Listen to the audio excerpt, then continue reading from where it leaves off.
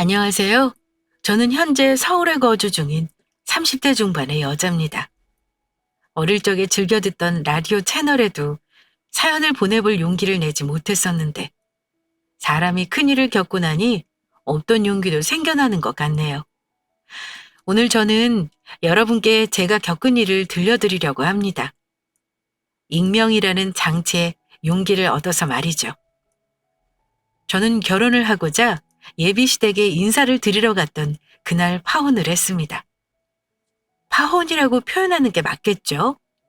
어쨌든 남자친구와 결혼을 하고자 찾아간 자리였으니까요. 일단 예비시댁에서 저를 마음에 들어 하지 않았습니다. 자기네 아들은 서울 4년제, 그것도 명문대를 졸업한 귀한 아들인데 고졸인 여자와 결혼을 한다는 걸 받아들일 수 없다고 말이에요. 단 한 번도 내가 고졸이라는 것을 부끄럽게 생각한 적 없었는데 다른 사람이 제 인생을 부끄러운 인생으로 만들어버리니 그것만큼은 참을 수 없더군요. 내가 얼마나 악착같이 열심히 살아왔는지 알지도 못하면서 말입니다. 그래서 그 집안 싹 엎어버리고 파혼했습니다. 또한 그 파혼 때문에 그 집 딸내미도 직장을 잃었어요. 제 파혼과 예비 신우가 직장을 잃은 이유가 무엇인지 궁금하시죠? 그럼 지금부터 시작되는 제 이야기를 잘 들어주세요. 2년 연애의 종지부는 결혼이 아닌 파혼이었다. 처음으로 예비시댁에 인사를 하러 갔던 그날, 제 일기장에 적힌 내용입니다. 저는 2년 연애를 하다가 결혼을 하기로 마음먹었어요. 상대편 남자는 저와는 달리 순탄한 인생을 살아온 사람이었죠. 가난하고 폭력이 난무했던 집이 싫어서 고등학교를 졸업하자마자 집을 뛰쳐나와 서울살이를 한 저와는 달리 그 남자는 평범한 가정에서 많은 사랑을 받고 원하는 대학, 원하는 삶을 사는 남자였습니다. 우리는 처음부터 맞지 않았던 것 같아요. 너무나 달랐으니까요. 그러나 사랑 앞에서는 판단이 흐려졌어요.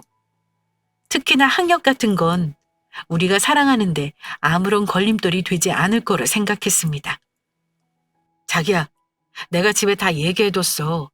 부모님도 알겠다고 하셨고. 아니, 자기가 내일 올 때 대학교 안 간 것 때문에 혹시나 마음 불편하게 올 것 같아서. 그리고 내가 쐐기를 제대로 하나 박아뒀어. 나는 이 여자를 허락해달라고 내일 같이 오겠다고 한 거 아니고 내가 결혼할 사람이라 엄마한테 보여주는 거라고. 나 잘했지. 키워주신 거야 감사하지만 결혼은 자기랑 나랑 결정해야 할 문제잖아. 그래서 내가 결혼하는 거니까 엄마는 앞으로 우리 식구들 내 여자친구랑 인사하는 자리라고 생각하십시오. 그렇게 얘기했지? 내일 갔을 때 어머님이 물어보시면 그때 말씀드리면 되는데 그걸 뭐하러 미리 말씀드렸어. 괜히 또 신경 쓰인다. 참네. 나는 신경도 안 쓰고 있었는데 나 일하면서 어른들 만날 때마다 고졸이라고 얘기하는 거 그거 하도 많이 해서 아무렇지도 않아. 내가 뭐 죄 지은 것도 아닌데 뭘 내 할 일 잘하고 사는데.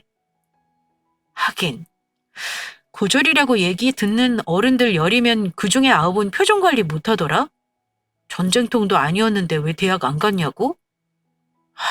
그때는 대학을 갔었어야 했나? 에이, 이것 봐.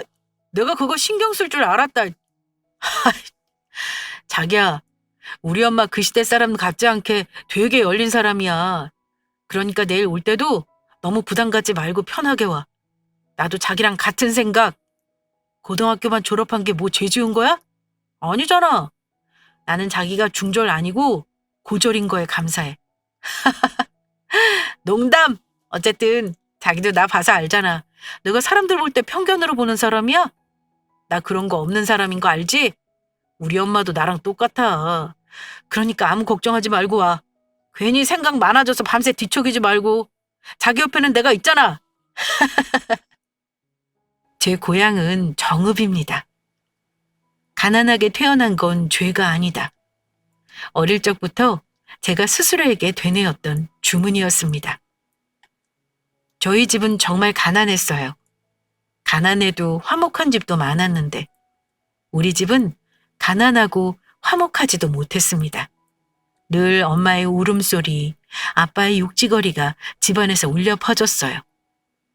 저는 외동딸로 태어난 게 감사했습니다. 내가 챙겨야 할 동생이나 언니, 오빠가 없었으니까요. 너 같은 여자를 만나서 내 인생이 이 모양 이 꼴인 거야. 재수없는 계집애. 너는 네 아빠랑 똑같아. 너를 낳아서 내가 이렇게 사는 거야. 엄마, 잘못했어요. 아빠, 살려주세요. 저는 성인이 되기만을 간절히 기다렸어요. 그 지옥 같은 집에서 탈출할 날만을요. 아빠는 엄마를 원망했고 엄마를 때렸어요. 그러면 아빠한테 두들겨 맞은 엄마는 나를 두들겨 패면서 화풀이를 하는 게 일상이었죠. 그 먹이사슬로 굴러가는 집안에서 말입니다. 살아남아야 한다. 가난하게 살 바에는 살지 않겠다. 저한테 대학은 사치였습니다. 저는 돈을 벌고 싶었어요. 나홀로 서울로 상경한 저는 웃음 파는 일, 술 따르는 일, 남한테 피해 주는 일 빼고는 안 해본 일 없이 악착같이 일했고 돈을 굴리기 위해 공부도 많이 했어요. 제 목표가 40살 전에 내 건물을 갖고 건물주로 살자는 것이었는데 그 꿈도 이뤘죠. 물론 남자친구한테는 그냥 꽃집을 운영하는 거라고 했었습니다. 저는 제 건물 옆 건물에서 꽃집을 하고 있었거든요. 내 건물에서 하면 아무래도 다른 세입자들이 불편해할 것 같아서 말입니다. 이전 연애에서는 건물이 있다는 걸 알리니까 별 똥파리라는 똥파리는 다 꼬였었던 터라 절대 결혼하기 전에는 내 직업에 대해 명확히 알리지 말자 다짐했었기에 그 사람한테는 내가 건물주라는 사실을 알리지 않았습니다. 그런 나를 생각해서 남자친구는 자기 엄마한테 미리 말을 해둔 거죠. 내가 고등학교만 졸업했다는 것을 말입니다. 분명히 나를 배려해서 해준 말일 텐데 왠지 모르게 남자친구와의 통화가 불편했어요. 뭐라고 탁 꼬집을 수는 없었으나 불편한 느낌이 계속 들었죠. 하지만 그냥 내가 자격지심이 있었나 보다 하고 넘겼습니다. 그렇게 밤이 지나 아침이 되었고 저는 어느새 예비시댁 문 앞에 서 있었어요. 엄마! 엄마! 우리 왔어요. 어디 가셨나? 내가 아까 문자 보냈었는데. 잠깐만 자기야. 엄마! 시댁에 들어섰는데 고요했어요. 남자친구가 분명히 출발하기 전에 예비 시모한테 문자를 보내고 심지어 서로 문자를 주고받은 걸 보았는데 집에 아무도 없으니 저도 당황스러웠습니다. 한 30분쯤 지났을까요? 그때가 되니 저도 슬슬 표정 관리가 안 되더라고요. 사람이 온다는 걸 뻔히 알고 있었으면서 이게 대체 뭐 하는 짓인가 하고 말입니다. 그런 제 눈치를 느꼈던 남자친구 역시 자기 엄마한테 연신 전화를 걸어댔어요. 솔직히 이건 아닌 것 같더라고요. 그래서 저는 아무 말 없이 자리에서 일어나 제 가방과 가져온 선물을 챙겨들었습니다. 선물도 두고 가고 싶지 않았어요. 기분이 너무 상했거든요. 자기야, 내가 엄마한테 다시 전화해볼게. 이번에 했는데도 안 받으면 우리 그냥 가자. 엄마가 자기가 기회 놓친 거지 뭐. 안 그래? 잠깐만, 한동안만 더 해볼게. 하지 마. 이 정도 했는데 안 받으시는 거면 그냥 안 받으시는 거야. 못 받으시는 게 아니라. 나는 오늘 외에는 시간이 안 돼. 그러니까 인사받고 싶으시면 어머님이 내 일정에 좀 맞춰주셔야 할 것 같은데. 오빠도 오늘밖에 시간 안 돼서 이날로 잡은 거였잖아. 미안해. 기분 상했지? 아이, 엄마가 원래 이러시는 분은 아닌데 참. 기분 상했어. 당연히 기분 상하지.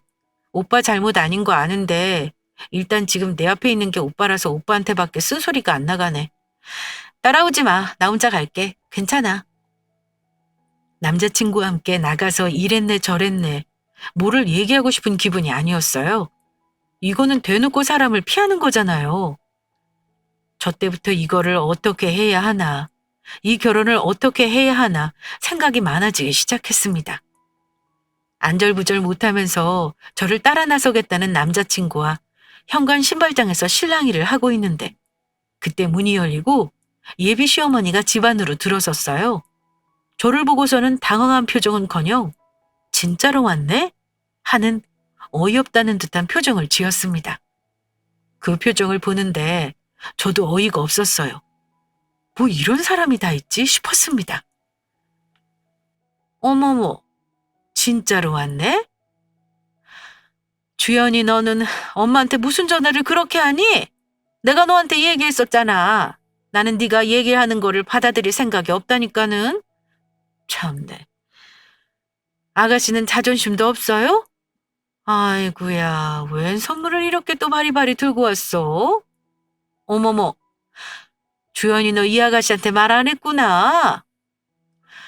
아가씨, 나는요, 우리 주연이 뒷바라지 하면서 이런저런 미래를 그려놓은 게 있었거든? 그런데 거기에 아가씨 같은 사람은 없었어. 우리 아들내미 미래, 아가씨같이 고등학교만 겨우 졸업해서 어영부영 먹고 사는 여자는 없었다고. 내 말 알아듣죠? 엄마가 뭐라고 하든 말든 나 소라랑 결혼할 거야. 내가 좋아서 결혼하겠다는 사람인데 왜 내 결혼에 엄마가 관여해? 결혼 비용도 우리 둘이 알아서 할 거고 살집도 다 알아서 할 거야. 내가 엄마한테 결혼하는데 뭐를 보태달라고 했어? 어쨌어? 다 알아서 하겠다는데 왜 그거를 엄마가... 소라야, 일단 들어와. 우리 들어가서 다시 얘기하자. 어? 현관 앞에 서서 이게 뭐야? 무겁게 이건 왜 들고 있어? 일단 들어가자. 엄마도 이렇게 서서 얘기하지 말고 일단 들어와서 얘기해. 소라, 우리 집에 온 손님이야. 손님한테 이러는 게 어딨어? 들어와. 들어와서 얘기해. 아이고. 그래? 어디 한번 들어가서 제대로 얘기해보자. 나는 미리 말하는데 내 눈에 흙이 들어와도 이 결혼 허락 못하니까 그런 줄 알아. 뭐예요? 아가씨도 들어가요. 우리 한번 하나부터 열까지 다 따져봅시다. 개 중에 몇 개라도 내 마음에 들면 혹시 알아? 내가 아가씨랑 우리 주연이 결혼 다시 한번 생각해 볼지? 아, 네. 저도 어머님이 대체 뭐가 그렇게 저한테 불만이신 건지 궁금했는데 잘 됐네요. 걱정하지 마, 오빠. 나도 들어가서 얘기 나눌 거야. 그렇게 전전긍긍 안 해도 돼. 저딴 식으로 얘기를 하는데 저도 열이 받더라고요. 당신이 뭐 얼마나 잘나서 나한테 이딴 식으로 구는지 어디 한번 들어보자라는 생각으로 저도 따라 들어갔습니다. 사실 저 때부터는 이미 결혼 허락을 받는 자리가 아니라 어디 한번 해보자라는 자리로 변질되어 있는 상황이었어요. 솔직히 그 마음이었습니다. 길에 차이고 차이는 게 남자다. 그런데 세상에 나는 한 명이고 나를 지킬 수 있는 건 나밖에 없다는 마음이었어요. 내 인생을 자기가 뭔데 부정을 하는 건지. 저는 예비 시어머니라고 제 앞에 거드름을 피우며 앉아있는 이 여자 코를 납작하게 만들어주고 싶었습니다. 세 사람이 서로 마주보고 앉아 살얼음판 같은 냉기를 내뿜고 있었어요. 대체 우리 아들은 어디서 만난 거예요? 둘이 만날 접점이라는 게 있을 수 있는 건가? 아들, 너도 참... 아가씨도 나이가 있는데 이렇게 안 될 결혼 가지고 하겠다고 아득바득 우기면서 시간 낭비하는 것보다 자기 수준에 맞는 사람 찾아 나서는 게 낫지 않겠어요? 어제 이 녀석이 하는 말 듣자 하니 부모랑도 안 보고 지낸다던데. 아이고, 내가 살다 내 자식놈이 이런 여자랑 결혼하겠다고 올 줄 상상도 못했네. 내가 어이가 없어서 그래요. 나 우리 애들 둘 남편 없이 키우면서도 어디 나가서 부족한 것 하나 없이 그렇게 잘 키웠어.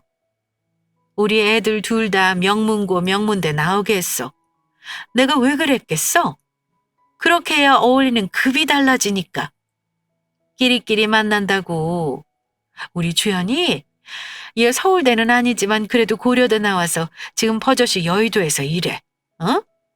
내가 말하는 거를 서운하다 생각하지 말고 아가씨야말로 입장 바꿔서 한번 생각을 좀 해봐요.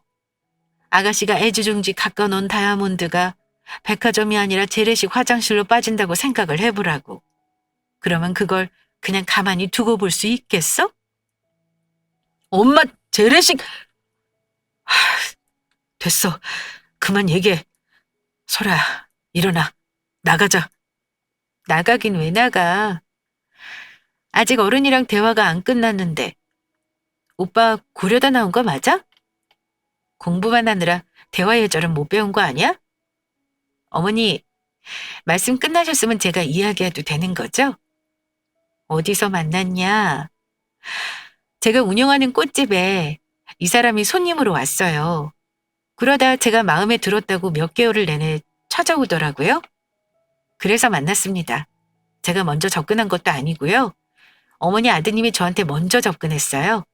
그리고 방금 전에 다이아몬드가 백화점이 아니라 재래식이 들어가야 하는데 어떻게 두고 보냐 이렇게 말씀하셨죠? 어머머. 아가씨, 지금 나랑 싸우자는 거야? 어디서 눈을 똑바로 뜨고. 저는 아가씨가 아니라 박소라입니다. 소라요. 여기가 무슨 어디 술집도 아니고 무슨 아가씨를 그렇게 찾으세요. 듣는 사람 기분 나쁘게. 그리고 저 재래식 아니에요. 제가 어떻게 살고 있고 어떤 사람인지 어머님 하나도 모르시잖아요. 아니에요? 소라야, 너까지 왜 그래? 어? 주연아, 엄마가 이거를 말한 거야. 제대로 못 배운 애들이 싸가지도 없고 예의도 없다고. 내가 이런 수준 차이를 얘기한 거라니까? 아가씨, 아니다. 소라 씨? 소라 씨는 노력이 없었던 거야? 알아? 소라 씨가 우리 주연이랑 결혼할 생각이었으면은 하다못해 야간 대학이라도 다니면서 나한테 찾아왔었어야 하는 거 아니야? 이거는 싸가지도 없고 양심도 없고 나한테 대체 뭘 어디를 예쁘게 보라는 거야? 싸가지가 없는 건 아니 대화할 때 매너 없이 하는 건 제가 아니라 어머님 아니세요? 오늘 만나기 싫으셨으면 싫다고 정확히 말씀하셨어야죠. 어머님은 저처럼 고졸도 아니실 텐데 어쩌면 그렇게 기본적인 예의를 모르시는지 저는 그게 의아하네요. 그리고 저 여기 예쁘게 봐달라고 온 건 아닙니다. 이 사람이랑 결혼하겠다고 결혼하려고 하는 사람이라고 인사하러 온 거예요. 오빠, 이건 좀 아니지 않아? 나는 그래도 내가 본 오빠 성품이면 오빠 부모님도 당연히 좋은 분인 줄 알았어. 이렇게 사람한테 막말하는 분이 아니라. 제 말 아직 안 끝났어요. 제가 부모님이랑 왜 안 보고 사는지 저한테 물어보셨어요? 제가 왜 대학을 안 갔는지요? 사람마다 다 이유가 있는 건데 굉장히 눈에 보이는 것만 쫓는 스타일이신가 보네요. 어머님이 이런 분이신데 저야말로 어떻게 어머님을 좋게 보겠어요? 뭐라고? 야, 너 지금 나한테 뭐라고 했어? 네가 뭔데 나를 좋게 보느니 마느니 평가질이야? 누가 너한테 잘 보이고 싶대? 어머머, 서주연, 너 이 결혼 절대 못해. 알아? 너 이 결혼 할 거면 나 죽는 걸 보는 거야. 알겠어? 저는 그 정신 나간 여자가 하는 소리에 단 한마디도 치지 않았습니다. 말에 오류가 굉장히 많은 사람인 것 같길래 제가 고쳐줬어요. 어디서 감히. 자기가 뭔데 다른 사람이 살아온 인생을 함부로 평가를 하는 거죠? 이런 말 하는 게 어떻게 들릴지는 모르겠다만 누가 누구한테 잘 보여야 한다는 게 그게 맞는 것인지 저는 그 말 자체가 이해가 안 됩니다. 전날 제가 결혼하려 했던 그 남자의 엄마는 저를 자기 아들과 결혼하려고 하는 사람, 남의 집 귀한 자식으로 보는 것이 아니라 급이 맞는지 안 맞는지 저를 그런 상품으로 보고 있었어요. 예비 시어머니와 제가 대화 같지 않은 대화를 주고받는 도중에 집에 새로운 인물이 들어섰습니다. 뭐야? 누구 온 거야? 엄마! 오빠가 벌써 들어왔어? 남자친구의 동생이자 저의 예비 시누이가 될 뻔했던 그 여자가 들어섰죠. 저와 예비 시누이는 눈이 마주치는 순간 그대로 얼어붙었습니다. 마치 정지 화면처럼 말이에요. 저보다도 예비 시누이가 더 놀란 상태였죠. 사장님, 여기 왜 계세요? 뭐야? 뭐야 지금?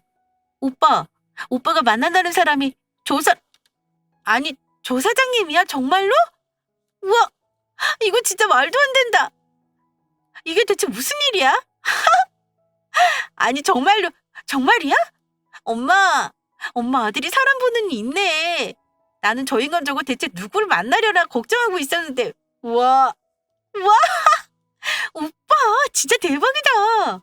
엄마, 조은이한테 잘 보여야 해. 지금 저렇게 귀한 손님이 왔는데 겨우 커피 한 잔 준 거야? 예비 시누이가 호들갑을 떨자 남자친구는 물론이고 예비 시어머니였던 그 여자도 이게 대체 무슨 상황인가 하면서 상황 파악을 하려고 애쓰고 있었습니다. 저는 그 상황에서 무슨 이런 악연이 있나 싶었죠. 저는 예비 시누이와 초면이 아니었습니다. 예비 시어머니와도 대화를 나눈 게 처음이 아니었던 거죠. 일단 예비 시누이는 제 건물의 세입자였습니다. 제 건물에서 카페를 운영하고 있었어요. 예비 시누이의 얼굴을 보는데 저는 예비 시누가 저희 건물에 들어오기 전에 있었던 일을 떠올랐습니다. 그때도 예비 시어머니는 진상이었어요. 아니, 우리 애가 처음 사업을 시작하는 건데 가게 자리가 워낙 좋더라고요. 부동산 사장이 말하는 거 들어보니까 건물주 되는 분이 젊은 분이라길래 대화가 좀 잘 될 것 같아서 제가 전화를 드렸어요. 저는 세입자와 계약을 할 당시에 일부러 대면을 하지 않아요. 부동산에 전적으로 맡기고 계약을 하죠. 그런데 예비 시누이가 저희 건물에 들어오기 전에 저는 전화 지옥에 시달렸습니다. 다름 아닌 예비 시모한테 말이죠. 무슨 초등학교도 아니고 살다 세입자가 될 사람 부모한테 전화를 그렇게 받기는 처음이었습니다. 그때 제가 어린이집 교사들의 노고를 이해할 수 있게 되었어요. 예비 시모가 저한테 계속 전화를 걸어온 이유는 월세를 좀 깎아달라고 아니었고 시설을 고쳐달라고 아니었습니다. 차라리 그런 요구였다면 괜찮았을 거예요. 아니, 저기 계약하기 전에 이것저것 좀 부탁드리려고요. 우리 딸아이 얼굴을 보셨으려나? 우리 딸이 얼굴이 좀 예쁘장해요. 그래서 대학 다닐 때도 남자애들이 어찌나 쫓아다녔던지.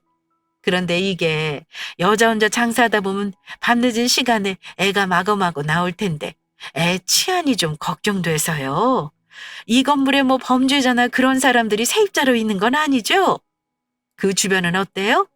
가게 자리 둘러보니까 앞에 CCTV 2대밖에 없던데 좀 더 설치해 주세요. 애가 안전하게 오가고 해야 하니까. 이거 그렇게 어려운 부탁 아니죠? 이것만 해주면은 제가 계약하라고 할게요. 어때요? 그리고 사장님 건물 주시니까 늦은 시간에 세입자들 안전 생각해서 경비를 더 늘려주시거나 아니면은 사장님이 밤에는 가서 좀 돌아주셨으면 좋겠는데. 결혼하셨어요? 결혼하셨으면 남편분이랑 같이 나오시면 딱 좋겠네. 저게 말이 되는 요구라고 생각하세요? 저는 저런 얘기를 건물을 갖고 있으면서 처음 들어봤습니다. 저런 말도 안 되는 요구를 말이에요. 저것뿐만이 아니었어요. 아우, 이렇게 자꾸 전화드려서 어떡해요. 계약하고 싶은데 딱 하나가 더 걸리는 게 있어가지고. 월세가 다른 데보다 좀 저렴하잖아요? 건물자리가 나쁜 것도 아니고 번화가에 있는 건데.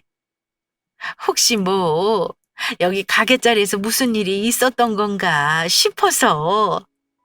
왜 집도 그런 거 있잖아요. 살인사건 났거나 뭐 큰일 났던 자리는 집주인들이 가격 싹 내려서 어떻게든 세입자 구하려고 하는 거, 뭐 그런 거 있는 건가 해서요. 코로나 때문에 다들 힘들어 하시니까 제가 월세를 내린 거예요. 그리고 지난번에도 제가 말씀드렸었는데 걸리는 게 많으시면 굳이 저희 건물에 안 들어오셔도 돼요. 그게 저도 마음이 편할 것 같고요. 시설에 문제가 있다거나 하는 거로 저한테 얘기하시는 거야. 그건 당연한 거지만 이거는 좀 지난번부터 지금 한 달 가까이 이런 거로 저한테 전화 주시는데 저도 더 이상은 불편합니다. 아니, 당연히 계약하기 전에 이것저것 요구할 수 있는 거 아니에요? 어머머, 건물주 행세하는 거예요, 지금? 당신 같은 건물주들도 세입자 없으면 돈 못 벌기는 마찬가지 아니야? 젊은 사람이라서 대화가 좀 통하겠구나 했더니만은, 아이고, 있는 것들이 더하네, 더해. 그냥 진상이었습니다. 월세액이 다른 곳에 비해 저렴한데 자리에 문제가 있는 거 아니냐. 별별 참내 의심할 것도 많아요. 안 그래요? 코로나 때문에 항상 힘든 시기였던 터라 서로 좋은 게 좋은 거라고 월세를 내려둔 건데 그걸 가지고 뭐 숨기는 게 있는 거 아니냐 하더라고요. 솔직히 저도 사람인데 인내심에도 한계가 있진 않겠습니까? 그럼 계약하지 마시라고 따지고 두니 자기한테 건물줄 행세하는 거냐고 아득바득 난리를 피웠어요. 저는 부동산 쪽에 이야기해서 절대로 저쪽이랑 계약 안 할 거니까 그렇게 해달라고 했죠.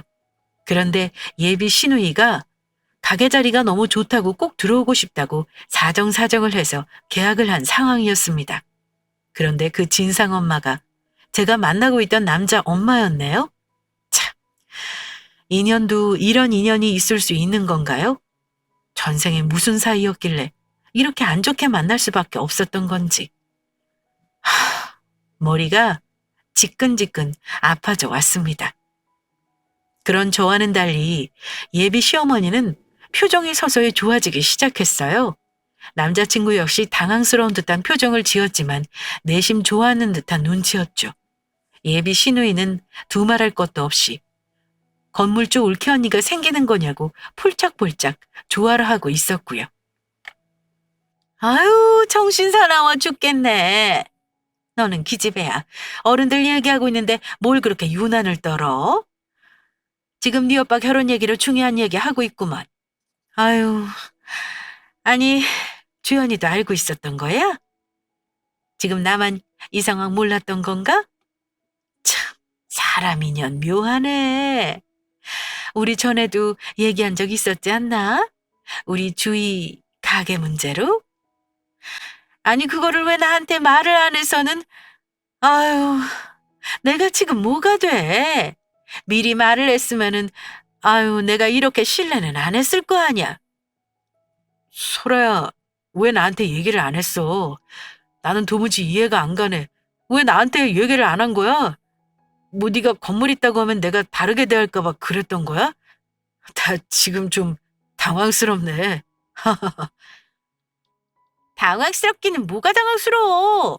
당황스러울 게 아니라 감사합니다 하고 해야지. 그나저나 오빠 진짜 능력 대박이다. 다르게 대할까 봐 그랬어. 내가 그런 사람들을 좀 많이 겪었거든. 앞뒤 들어보지도 않고 그냥 내가 고졸에다가 부모랑 안 보고 산다고 대놓고 나 개무시하다가 내가 건물 갖고 있다고 하면 갑자기 내 인생을 인간극장처럼 포장해서 고생했다고 태도 싹 바꾸는 인간들. 내가 건물 있는 걸 가지고 자기 인생 바꿔보려고 하는 인간들을 내가 워낙 많이 봐서 그래서 얘기 안 했어. 제가 저런 식으로 이야기를 하자 예비 시어머니, 예비 시누이는 옆구리를 쿡 찔린 것처럼 꽤나 당황스러워했습니다. 일부러 그 사람들을 겨냥해서 한 이야기가 맞았어요. 그리고 남자친구에게도 하는 말이었습니다. 제가 갖고 있는 편견, 어린 생각인지는 몰라도 저는 그 부모의 그 자식이라는 말을 절대적으로 믿는 편이에요. 제가 저 자신을 봐도 그렇기 때문에 말입니다. 그렇게 폭력적인 가정환경에 싫어서 집을 뛰쳐나와 놓고 문득문득 너무 화가 날 때 제 모습에서 끔찍이 싫었던 부모님의 모습을 볼 때가 있어요.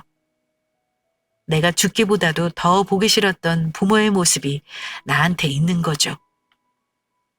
그렇지 않기 위해서 정말 악을 쓰고 스스로를 다독이고 나를 반성하며 살아오고 있었습니다.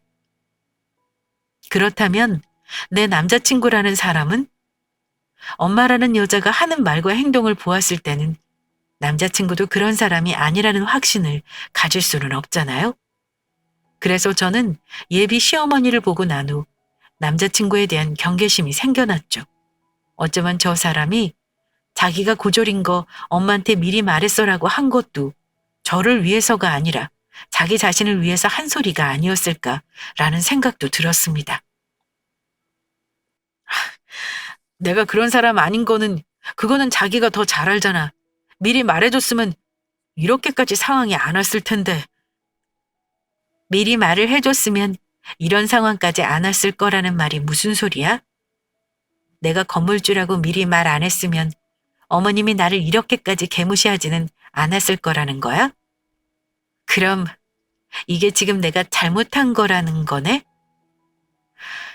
어머님 말씀해 보세요. 제가 건물 갖고 있다고 말했으면 이 결혼이 순탄하게 잘 갔던 거예요? 어머님 이때까지 말씀하신 거대로라면 제가 건물을 갖고 있건 뭘 갖고 있건 그건 아무 상관없는 거 아닌가요? 일단 저는 어머님이 오늘 계속해서 저한테 얘기한 그대로 어머님 아들이랑 급이 맞지를 않은 여잔데, 아, 급이라는 것도 제가 건물을 갖고 있으면 다 해결됐던 건가요? 아유, 이것 봐요, 소라 씨. 지금 뭔가 내가 한 말을 심각하게 오해해서 기분이 상한 것 같은데, 내가 말한 급이라는 건, 아유, 아니지. 내가 아까는 너무 감정적이었던 터라 말실수한 것 같네. 우리 주연이랑 소라 씨가 급이 안 맞다는 게 아니라 내가 아직 마음의 준비가 안 되어 있었던 건데 소라 씨가 우리 주연이랑 갑작스레 인사를 온다고 하니까 나는 기본적인 약속에 대한 것 때문에 기분이 상했던 거야. 세상에 자식 이기는 부모가 어디 있겠어.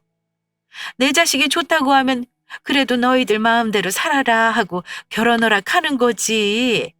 나는 우리 주연이도 그렇고 우리 애들 선택을 굉장히 존중하고 독립적인 성인으로 대해주는 그런 사람이야.